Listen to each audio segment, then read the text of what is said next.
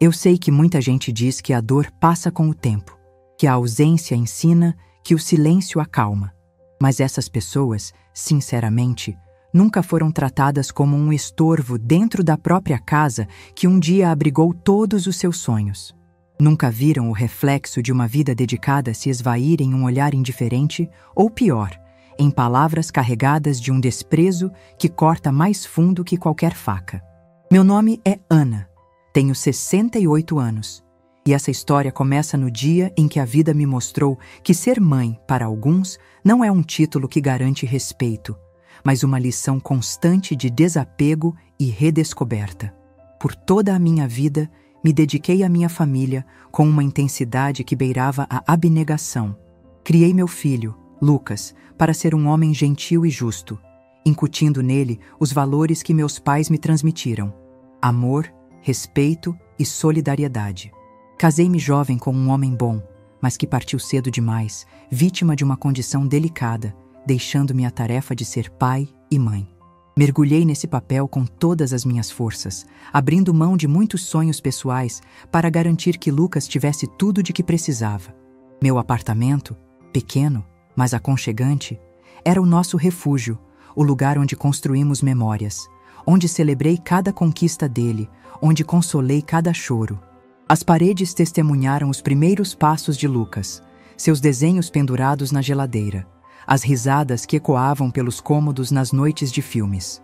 Era o nosso lar, um espaço sagrado que representava cada sacrifício e cada alegria, cada pedacinho da minha alma. O cheiro de bolo no forno, a luz suave que entrava pela janela da sala nas manhãs de domingo, o som da minha máquina de costura enquanto eu remendava alguma roupa para ele, tudo ali falava de pertencimento, de um amor que parecia inabalável. Lucas havia se casado com Sofia há cerca de 5 anos. Lembro-me do dia em que ele a apresentou, um almoço descontraído em um restaurante. Ela era bonita, elegante e exibia uma autoconfiança que, na época, eu interpretei como força. Com o tempo, essa autoconfiança se revelou uma ambição desmedida e seu senso de hierarquia muito particular. Sofia nunca me viu como uma mãe, mas como um estorvo, uma presença incômoda em sua nova vida. A relação com ela sempre foi permeada por uma frieza velada, um distanciamento que eu, na minha ingenuidade e no meu desejo de ver meu filho feliz, atribuía à sua personalidade reservada. Eu tentava me aproximar, oferecer ajuda na cozinha, perguntar sobre o trabalho dela, mas suas respostas eram sempre curtas, evasivas, como se eu fosse uma pergunta desnecessária em um questionário sem fim. Sentia que havia uma barreira invisível entre nós, um muro de gelo que ela erguia a cada tentativa minha de construir uma ponte. A situação mudou quando sofri uma queda em casa, uma fratura no fêmur que me deixou temporariamente dependente. Lucas e Sofia insistiram para que eu fosse morar com eles durante a recuperação. Achei que seria um período de cuidado e união familiar, uma oportunidade de estreitar laços, de sentir o calor de um lar que, afinal, meu filho havia construído. Que engano! Os primeiros dias foram de adaptação, com Lucas tentando equilibrar as coisas, mas Sofia já demonstrava seu incômodo. Pequenos gestos, como a forma como ela arrastava os pés quando eu pedia algo, ou o suspiro audível quando eu entrava em um cômodo, já indicavam que minha presença não era bem-vinda. A casa, antes cheia de promessas de acolhimento, começou a se tornar um espaço sufocante, onde cada movimento meu era monitorado, cada pedido um fardo. Naquela noite fatídica, o aroma da lasanha que eu preparava pairava no ar, prometendo o conforto de uma refeição familiar. Era um dos pratos favoritos de Lucas, uma receita de família que eu fazia desde que ele era criança, com um molho que levava horas para apurar e o queijo derretendo em camadas generosas. Eu estava na cozinha, cantarolando baixinho, o coração aquecido pela ideia de alimentar meu filho e minha nora. A panela de molho borbulhava suavemente no fogão e o queijo já estava pronto para ser gratinado. O apartamento, que antes me parecia apenas um espaço temporário, começava a adquirir em minha mente a aura de um lar compartilhado. Eu me sentia, naquele momento, útil, parte integrante daquele núcleo familiar. Foi então que Sofia entrou na cozinha. Seus olhos, geralmente distantes e vazios de qualquer emoção para comigo, tinham naquela noite um brilho diferente, um lampejo de desafio que me fez parar o que estava fazendo. O canto de sua boca estava levemente curvado em um sorriso que não alcançava os olhos, um sorriso frio e calculista. Ela se encostou no batente da porta, os braços cruzados, e me encarou como se eu fosse uma peça de mobília fora do lugar.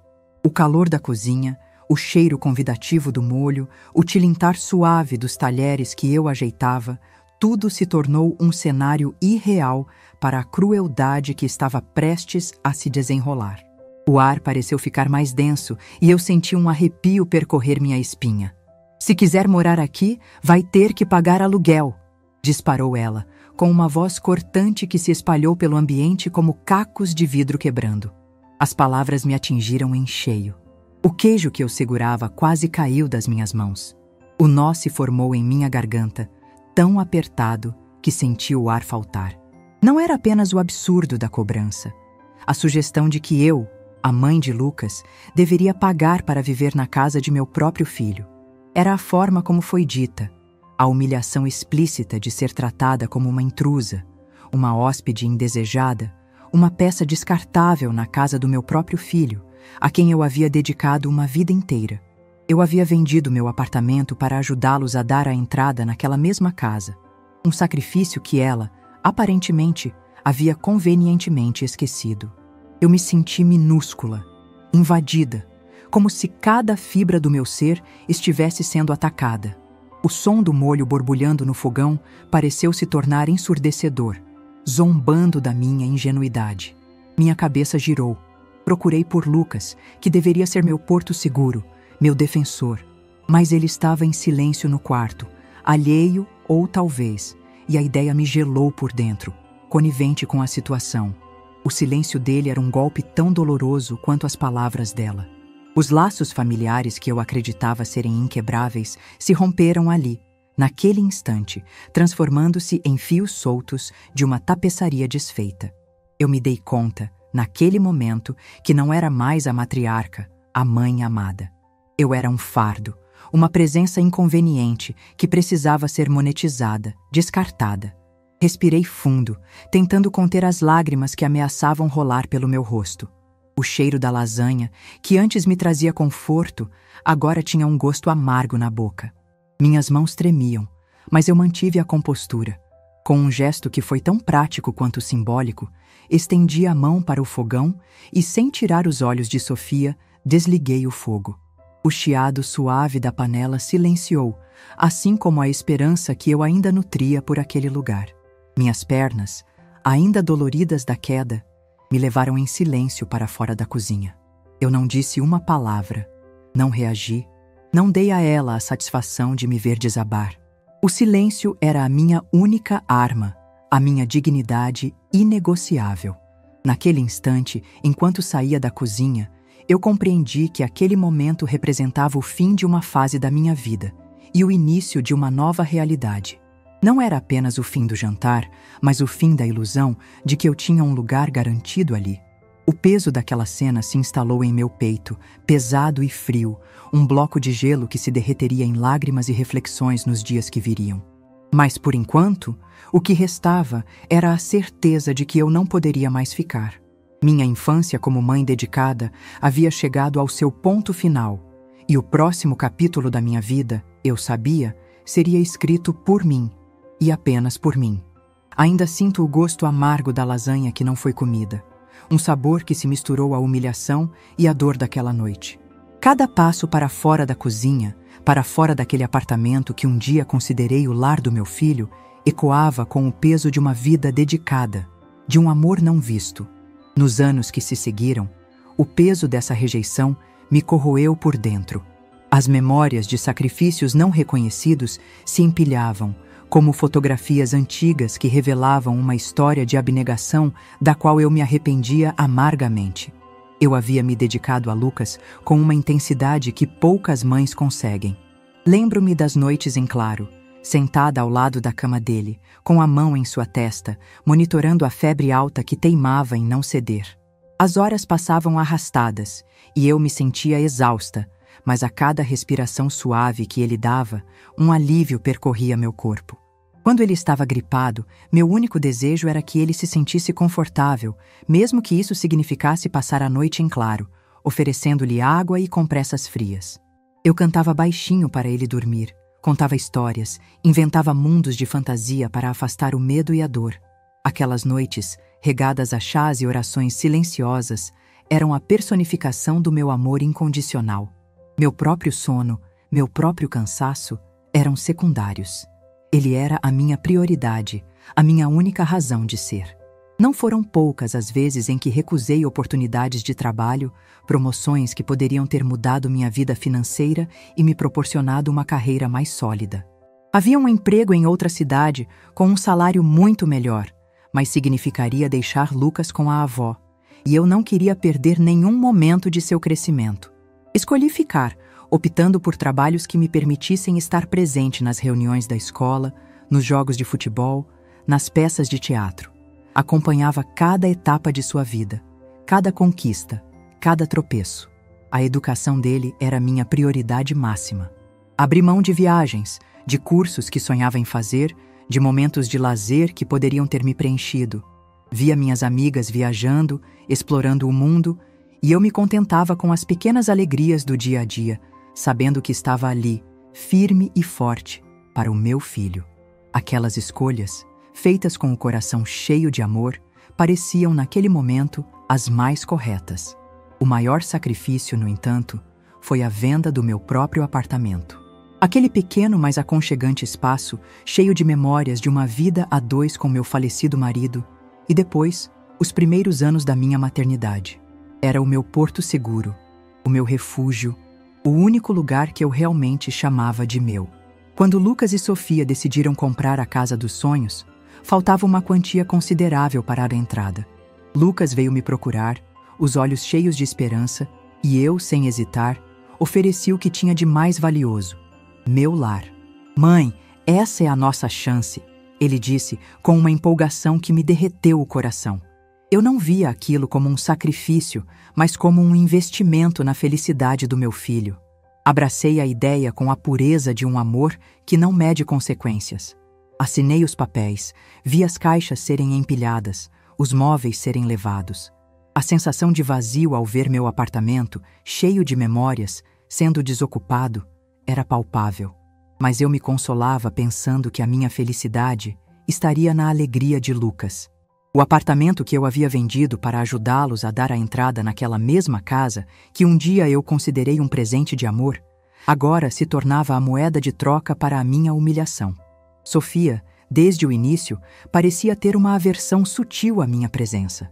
Pequenos gestos, olhares de canto de olho, uma frieza que parecia calcular cada palavra.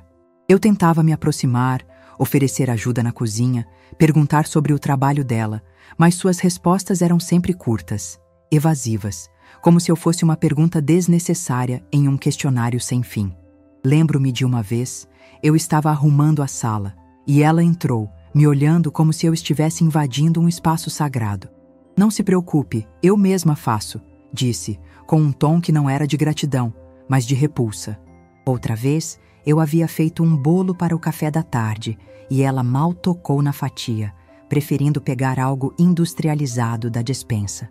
Eram detalhes, eu sei, mas a soma desses pequenos desprezos construiu uma parede invisível entre nós, um muro de gelo que ela erguia a cada tentativa minha de construir uma ponte.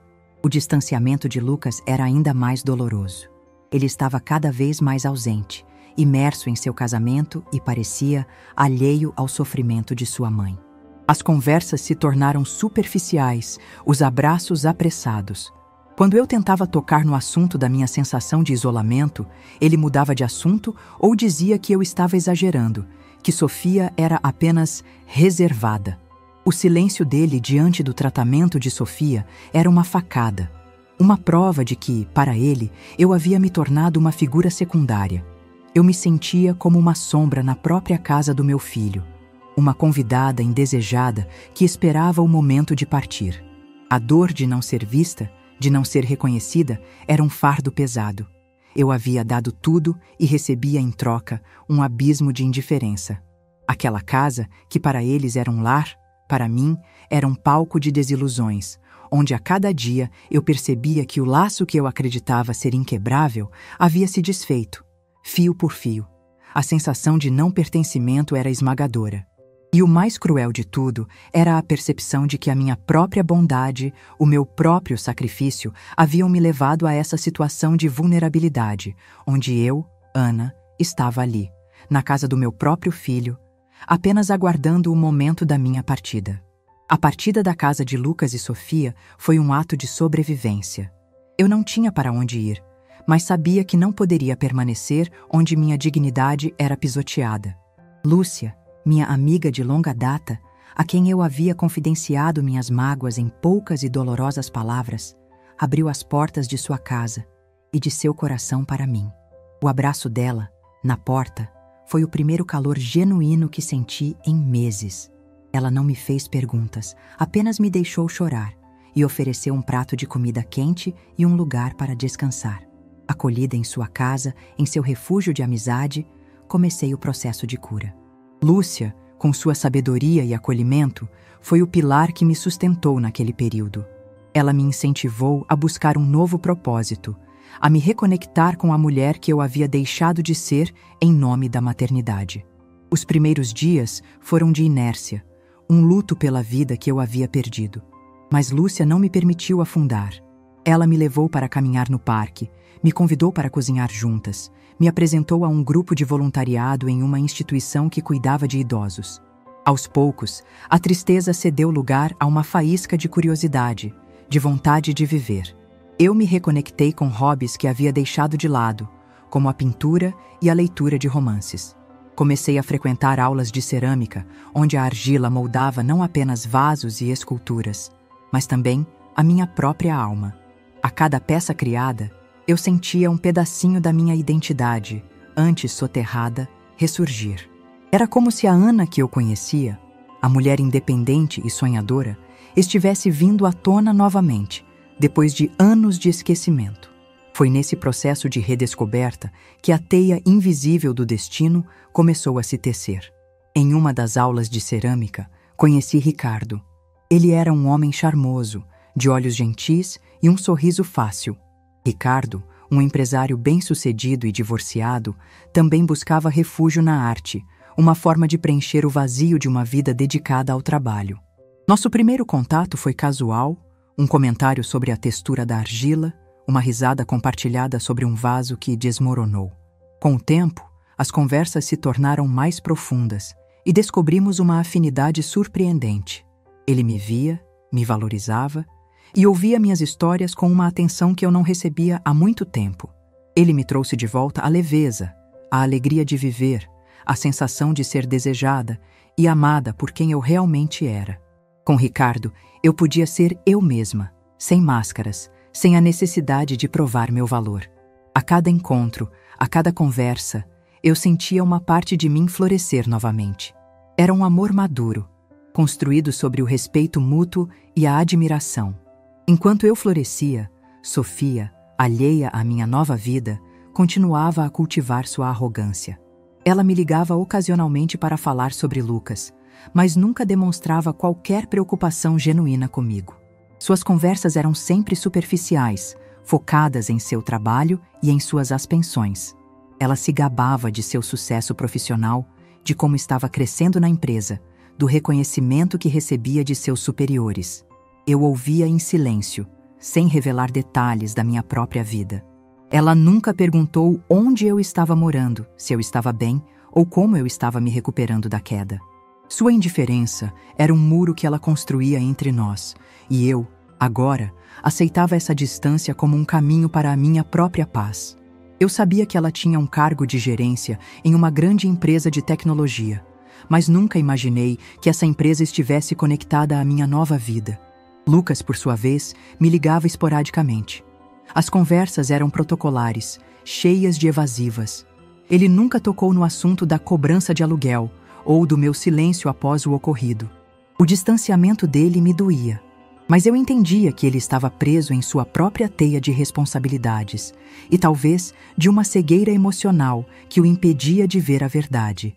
Ele falava sobre a rotina com Sofia, sobre o trabalho, mas nunca demonstrava uma preocupação real com meu bem-estar. Era como se eu fosse uma figura distante em sua vida, uma lembrança do passado que ele preferia não revisitar. O tempo passou, e a minha vida com Ricardo se solidificou. Descobri que ele era o fundador e CEO de um conglomerado de empresas, um homem influente e respeitado no mercado. A dimensão de seu sucesso me surpreendeu, mas o que realmente me cativava era sua simplicidade e seu coração generoso. Ele me apresentou a seu círculo de amigos, a eventos sociais, a um mundo que eu, na minha vida dedicada à maternidade, nunca havia explorado. Era uma vida de plenitude, de risadas, de cumplicidade. Sofia, em sua bolha de egocentrismo, não fazia ideia de que o velho rico que eu estava namorando era, na verdade, seu chefe. Ela nunca imaginou que o homem com quem eu compartilhava minha vida era aquele que detinha o poder sobre seu futuro profissional. A ironia do destino estava se desenrolando silenciosamente, como uma teia invisível que se fechava. Eu não sentia raiva, nem desejo de vingança. Apenas uma estranha sensação de que as coisas estavam se encaixando, de que a justiça, de uma forma ou de outra, encontraria seu caminho. A vida, às vezes, tem seus próprios meios de equilibrar a balança, de mostrar que o universo conspira a favor daqueles que agem com dignidade. E eu, Ana, estava prestes a testemunhar essa conspiração em ação, sem mover um dedo. A teia estava armada e Sofia, em sua cegueira, estava prestes a cair nela. A rotina seguia seu curso suave, embalada pela tranquilidade que Ricardo havia trazido à minha vida. Eu desfrutava de cada manhã com ele, de cada conversa, cada descoberta. A dor da rejeição, embora ainda uma cicatriz, havia se transformado em uma lembrança distante, sem o poder de me abalar.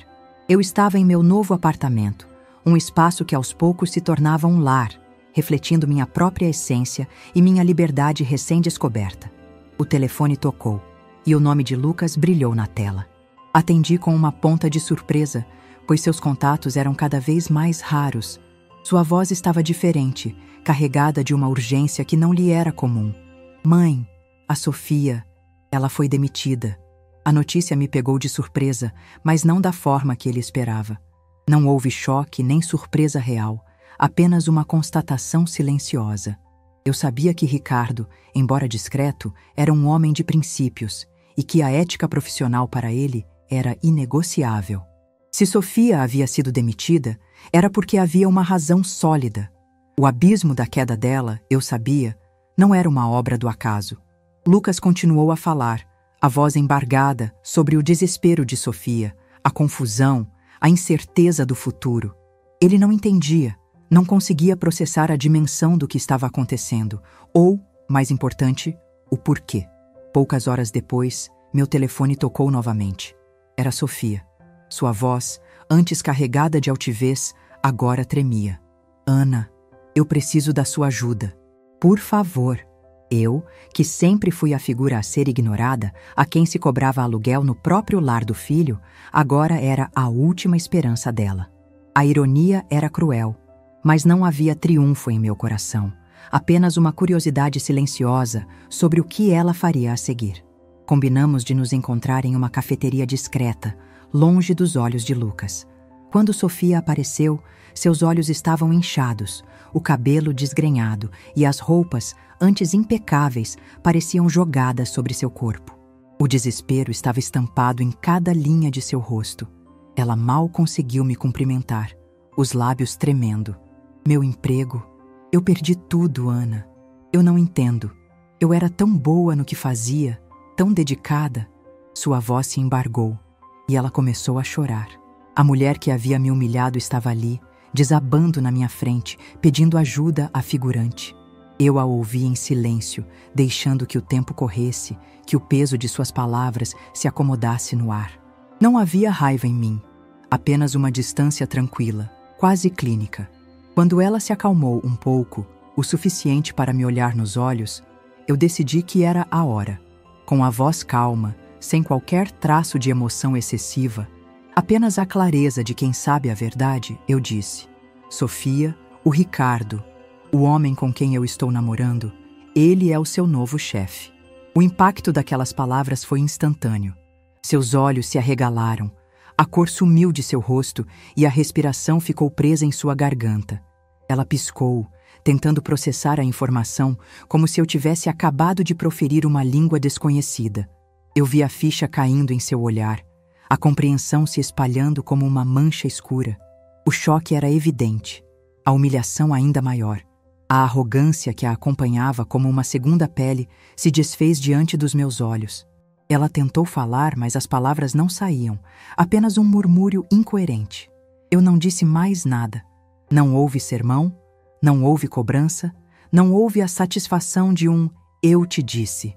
O silêncio era a minha arma mais potente. Deixei que a verdade, simples e nua, se instalasse entre nós. O peso da revelação era dela, não meu. Sofia, humilhada e sem mais argumentos, se levantou abruptamente. Suas pernas vacilaram por um instante e ela se apoiou na cadeira. Seus olhos, antes cheios de súplica, agora carregavam uma mistura de vergonha e choque. Sem mais uma palavra, ela saiu da cafeteria, deixando para trás o rastro de sua própria queda. Eu a observei partir, sem pressa, sem histeria. Sentei-me, o chá à minha frente já frio, e refleti sobre a justiça tácita. Não havia necessidade de vingança explícita. As consequências das ações dela, o destino, haviam agido por si só. Eu não movi um dedo para prejudicá-la, apenas vivi a minha vida, buscando a minha própria felicidade. E, ao fazer isso, o universo se encarregou de realinhar as coisas. Aquele encontro marcou a ruptura definitiva para mim. A partir daquele momento, o ciclo de exploração emocional estava quebrado. Eu não era mais a Ana que se sacrificava por um amor não correspondido, nem a mãe que implorava por reconhecimento. Eu era a mulher que havia encontrado sua própria força, sua própria dignidade. A paz que me preenchia não vinha de uma vitória sobre Sofia, mas da minha libertação. A força estava na calma e na clareza da minha escolha. Eu não seria mais usada, nem negligenciada. A justiça não se fez com gritos ou acusações, mas com o silêncio e a firmeza de quem sabe seu valor. E naquele dia, eu soube. O sol da manhã, suave e dourado, entrava pela janela do meu novo apartamento, iluminando cada canto da sala. Respirei fundo, sentindo o aroma de café recém-passado e a brisa fresca que vinha da varanda. Aquele espaço, agora meu de verdade, era um santuário de paz e liberdade, um testamento visível da minha redescoberta. Os móveis, escolhidos com carinho, as cores nas paredes, a luz que preenchia os cômodos, tudo falava de um recomeço, de uma nova fase onde eu era a arquiteta da minha própria felicidade. Não era um palácio, mas era meu, construído com a dignidade que me custou tanto resgatar. Minha vida ao lado de Ricardo floresceu em um jardim de respeito e cumplicidade. Ele era o companheiro que eu sempre desejei, mas que só agora, depois de me libertar das amarras do passado, eu estava pronta para receber. Nossas manhãs começavam com risadas e planos, e as noites terminavam com conversas profundas e o calor de um abraço. Ele me via, me valorizava e celebrava cada pequena conquista minha. Com ele, eu não precisava provar meu valor. Eu simplesmente era. Era uma vida de plenitude, de risadas, de cumplicidade que eu nunca havia experimentado antes. Ricardo me trouxe de volta a leveza, a alegria de viver, e sem que eu soubesse, seria a peça-chave na reviravolta que estava por vir. Pouco tempo depois do encontro com Sofia, Lucas me procurou. Sua voz ao telefone era de um cansaço que eu nunca havia escutado antes. Ele queria conversar, acertar as coisas, como ele disse. Eu, que havia passado uma vida inteira esperando por um reconhecimento dele, senti uma pontada de emoção, mas mantive a serenidade. Concordei em nos encontrar, escolhendo um parque arborizado, um lugar neutro, longe de qualquer resquício do passado. Ele chegou pálido, com os olhos vermelhos. Sentamo-nos em um banco debaixo de uma árvore frondosa, e o silêncio se estendeu entre nós por um longo momento. Foi Lucas quem o quebrou. "Mãe, eu sinto muito", ele disse, a voz embargada. "Eu fui um tolo. Eu não te vi, não te ouvi. Eu deixei que as coisas chegassem a esse ponto. As palavras, antes tão esperadas, agora eram recebidas com uma calma que só a distância pode proporcionar. Ele contou sobre a demissão de Sofia, sobre o caos que se instalou na vida deles, e como ele finalmente havia enxergado a verdadeira face de sua esposa e a dimensão de sua própria negligência. Falou sobre a vergonha que sentia por ter me tratado daquela forma, por ter permitido que eu me sentisse tão invisível. Não houve gritos, não houve discussões, apenas a confissão de um filho que havia se perdido e que agora buscava um caminho de volta. Eu o ouvi com atenção, sem interromper. Quando ele terminou, peguei sua mão. Lucas, a dor foi grande e a ferida ainda está ali. Mas a vida me ensinou que o verdadeiro valor não está no que as pessoas nos dão, mas no que permitimos que elas nos tirem. E eu não permito mais que tirem a minha dignidade. Não houve uma redenção fácil, nem um perdão instantâneo. A cura é um processo, e eu sabia que ele precisaria trabalhar muito para reconstruir a confiança. Mas a semente da reconciliação, baseada na honestidade e no reconhecimento do erro, havia sido plantada. Não era a mesma relação de antes, nem poderia ser.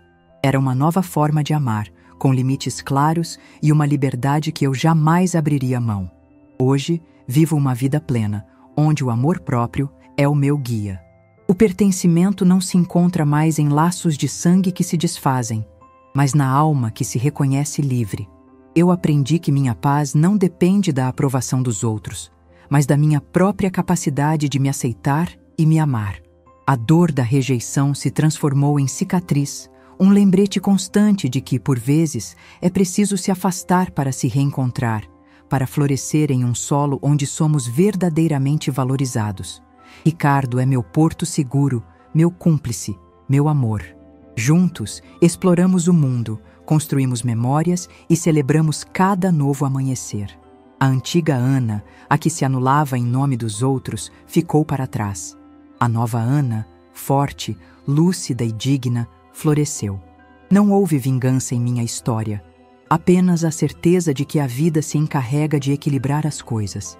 A paz veio do afastamento, da coragem de dizer basta. O verdadeiro valor está em ser visto e respeitado, e não apenas amado de uma forma que te esvazia. Que esta história sirva de inspiração para todos que se sentem ignorados, para que encontrem a força em si mesmos, a coragem de romper com o que não serve mais, e a dignidade de reescrever seu próprio final. A vitória está na libertação emocional. Minha vida é a prova viva de que a paz, a alegria e a verdadeira liberdade florescem quando escolhemos a nós mesmos, quando abraçamos nossa própria dignidade. O sol, agora mais alto, banha meu apartamento, e eu sinto a leveza de quem sabe que finalmente está em casa. Meu verdadeiro lar é a minha alma, e ela está em paz. Se essa história tocou seu coração, deixe seu like, se inscreva no canal e comente aqui embaixo. No meu lugar, o que você faria? Sua mensagem pode iluminar o dia de alguém.